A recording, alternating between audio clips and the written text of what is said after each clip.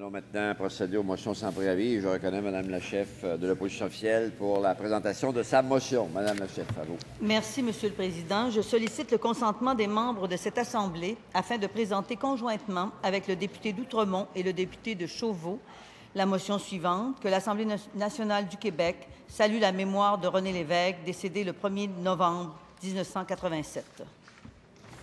Est-ce qu'il y a consentement pour débattre de cette motion, Monsieur le leader? Oui, Monsieur le Président, suite à des échanges avec l'opposition, nous proposons des interventions d'une durée maximale de 3 minutes par intervenant et selon les informations recueillies dans l'ordre suivant. D'abord, la chef de l'opposition officielle, suivie du deuxième groupe d'opposition, suivie ensuite celle de la députée de Crémazie, celle du député de Bordua, celle du député de Nicolet-Yamaska et enfin celle du ministre de la Réforme des institutions démocratiques. Alors, si j'ai bien compris, 3 minutes maximum, 6 intervenants. C'est ça, Monsieur le leader? Alors, est-ce qu'il y a consentement? Il y a consentement, Madame la chef de l'opposition, pour la présentation de votre motion. Merci, Monsieur le Président. Nous saluons aujourd'hui la mémoire de René Lévesque, un grand premier ministre du Québec. Cet homme, je l'ai connu et je peux vous dire que grand, il l'était vraiment. Ce que je retiens principalement de ce qu'il nous a légué, c'est la nationalisation de l'électricité, sa loi sur le financement des partis politiques, la loi 101, et surtout, son combat pour faire du Québec un pays souverain, un pays libre. Comme il aimait le dire lui-même, un pays normal. Nous devons tous nous inspirer de ce grand premier ministre. Nous devons nous souvenir que M. Lévesque a dû se battre de longues années avant d'être capable de changer le Québec en atteignant le pouvoir.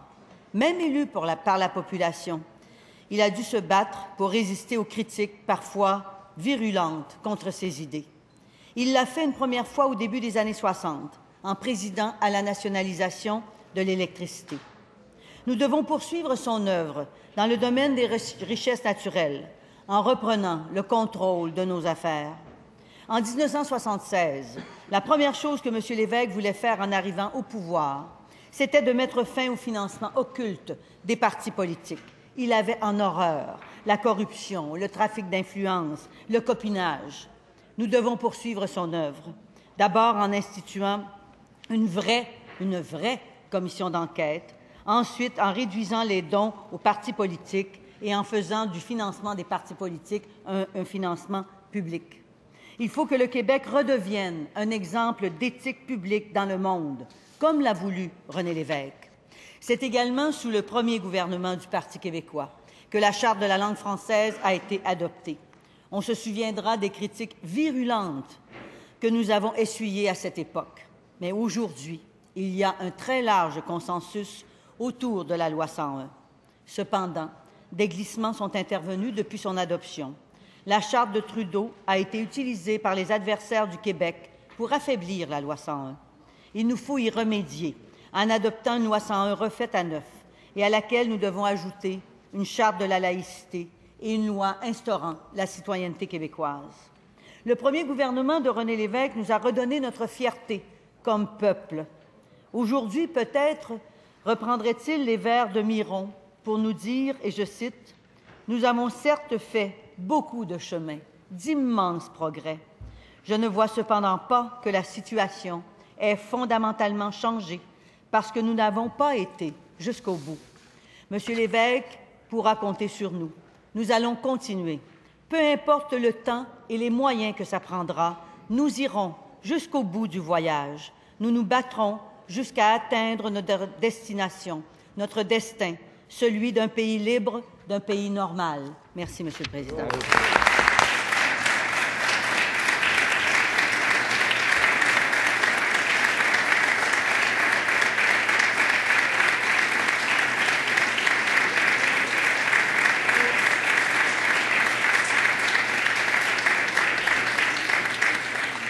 Merci, Mme la chef de l'opposition officielle, pour votre intervention. Toujours pour la poursuite du débat sur cette motion. Je reconnais maintenant le chef du deuxième groupe parlementaire. Monsieur le chef, à vous. Merci beaucoup, Monsieur le Président. Monsieur le Président, le 1er novembre est une journée triste pour le Québec. Plusieurs d'entre nous se souviennent exactement où ils étaient et comment ils ont appris la mort du grand René Lévesque. Personnellement, je ne le connaissais pas. Je l'avais rencontré une fois à Loretteville lors d'une activité du Parti québécois. Mais comme des milliers de Québécois, j'avais fait la file, par exemple, ici à la porte de l'Assemblée nationale, pour lui offrir mes derniers hommages. On se souviendra d'ailleurs de l'onde de choc que ça avait généré, le décès de René Lévesque. L'Assemblée nationale en France avait tenu une minute de silence.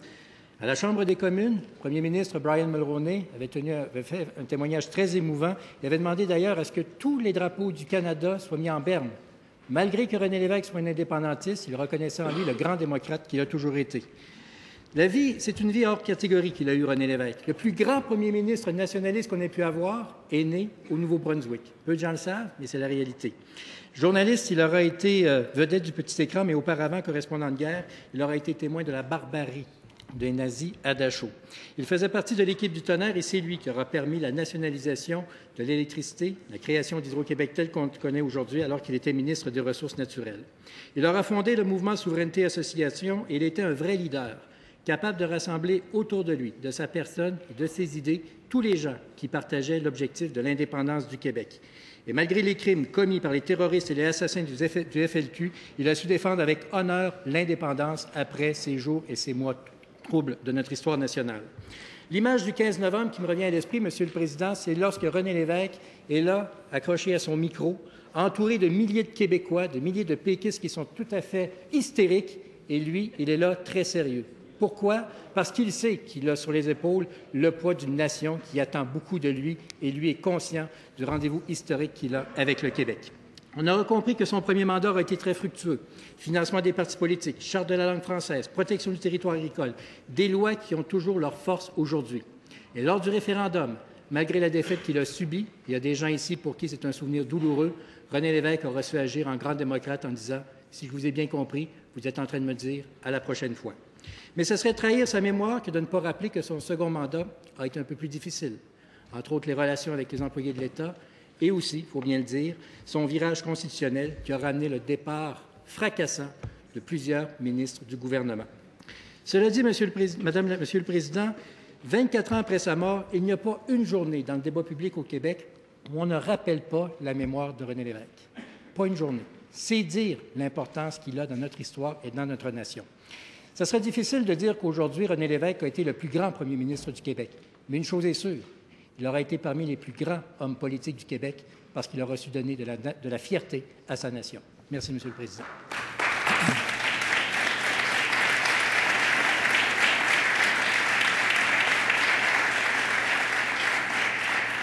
Alors, je vous remercie de votre intervention, Monsieur le chef du deuxième groupe parlementaire, et je reconnais maintenant Madame la députée de Crémazie pour son intervention. Monsieur le Président, c'est une journée bien triste aujourd'hui, ce 24e anniversaire du décès de M. René Lévesque. Comme certains en cette Chambre, j'ai eu le privilège de côtoyer René Lévesque, un immense bâtisseur du Québec. Il est parmi les premiers à nous avoir nommés Québécois, à nous avoir donné le goût du Québec français, le goût du Québec fier, le goût d'un Québec propre et le goût d'un Québec indépendant. Beaucoup a été dit, écrit et filmé sur M. René Lévesque.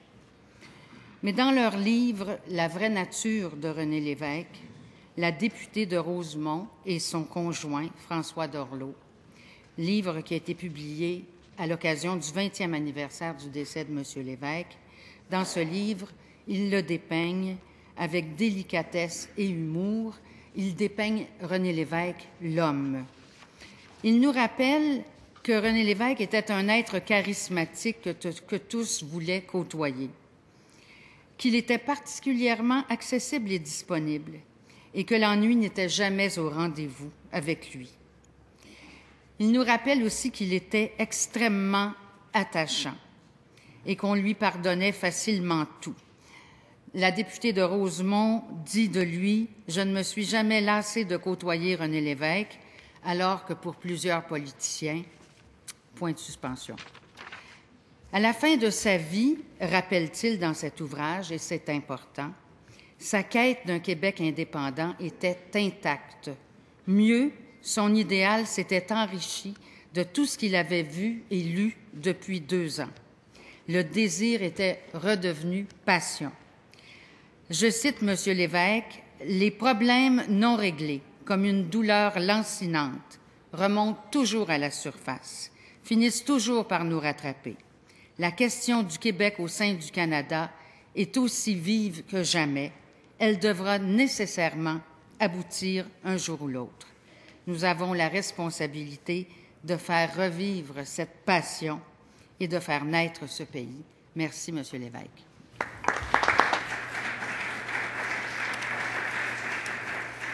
Non, merci, Mme la députée de Crémazie, pour votre intervention. Je reconnais maintenant M. le député de Bordura pour la sienne. À vous. Merci, M. le Président. Ce matin, dans le journal Le Devoir, l'historien Éric Bédard a publié un poème de René Lévesque, ce qui est chose assez rare. C'est un poème qui a été écrit durant les années 1960, qui était destiné au clairon de Saint-Hyacinthe. Permettez-moi de vous en faire la lecture. « On a tué au Vietnam, au Biafra, on a tué au Sinaï, en Algérie. Che Guevara est mort en Bolivie, mais Papa Doc en Haïti est toujours là. Tant d'espoir sitôt passé de vie à trépas, Kennedy de Dallas et de Californie, tant de fleurs au panier, adieu Jackie. Onassis sur son yacht, Trudeau à Ottawa. Le riche s'enrichit, les gros font de la Grèce, au lieu de liberté, des colonels en Grèce. Un jour enfin l'école vint, partout la secondaire, pour tous l'espoir de faire finir par finir le petit pain. Révolution sans grand machin qui change à tout sans rien défaire, et demain ses contestataires seront ses meilleurs citoyens. Un peuple entier vient de renaître, dont le passé n'est plus seul maître, qui va oser vivre au présent. Mon vieux Québec, tout jeune adulte, ton renouveau te catapulte vers la liberté simplement. René Lévesque. Alors, merci. Merci, M. le député de Bordura, pour votre intervention. Je reconnais maintenant M. le député de Nicolet pour son intervention d'aujourd'hui. M. le député de Nicolet, pour votre intervention sur la même motion. Merci, M. le Président. Sans aucun doute, l'un des hommes politiques les plus admirés au Québec, René Lévesque symbolisait le respect et la probité face à la population qui lui avait fait confiance. Et cette population, il la voulait libre de ses choix. René Lévesque disait « Il est un temps où le courage et l'audace tranquille deviennent pour un peuple, au moment clé de son existence, la seule forme de prudence convenable. S'il n'accepte pas alors le risque calculé de grandes étapes, il peut manquer sa carrière à tout jamais, exactement comme l'homme qui a peur de la vie. » Fin de la citation. Ce que j'en comprends, Monsieur le Président, c'est qu'il faut continuer à expliquer à nos concitoyens pourquoi notre peuple a tout intérêt à faire du Québec un pays qui contrôle tous ses impôts, vote toutes ses lois et signe tous ses traités selon ses propres intérêts, comme tous les pays du monde. Ni meilleur ni moins bon que nos voisins, simplement égaux et aussi libres qu'eux de décider de notre destin. Quant à l'ambiance qui règne actuellement en politique au Québec, on peut dire que René Lévesque avait vu juste lorsqu'il a écrit, et je cite, « Pour moi, tout parti politique n'est au fond qu'un mal nécessaire, un de ces instruments dont une société démocratique a besoin lorsque vient le moment de déléguer à des élus la responsabilité de ses intérêts collectifs. Mais les partis appelés à durer vieillissent généralement assez mal. Ils ont tendance à se transformer en églises laïques, hors desquelles point de salut, et peuvent se montrer franchement insupportables. À la longue, les idées se sclérosent et c'est l'opportunisme politicien qui les remplace. » Et René Lévesque poursuivait en disant « Tout parti naissant devrait, à mon avis, inscrire dans ses statuts une clause prévoyant qu'il disparaîtra au bout d'un certain temps. Une génération, guère davantage, ou sinon, peu importe les chirurgies plastiques qui prétendent lui refaire une beauté, ce ne sera plus un jour qu'une vieillerie encombrant le paysage politique et empêchant l'avenir de percer. » Fin de la citation. Si ce que M. Lévesque disait demeure extrêmement lucide sur le plan partisan, il appartient à chacun de nous sur le plan personnel de respecter et garder à l'esprit les valeurs et les motivations qui ont fait de lui un homme si remarquable. Et s'il est une chose que René Lévesque représente, c'est la naissance de cette idée que les Québécois forment un grand peuple. À nous de l'assumer et de faire le dernier pas vers la pleine souveraineté. Merci, M. le Président. Alors, je vous remercie de votre intervention.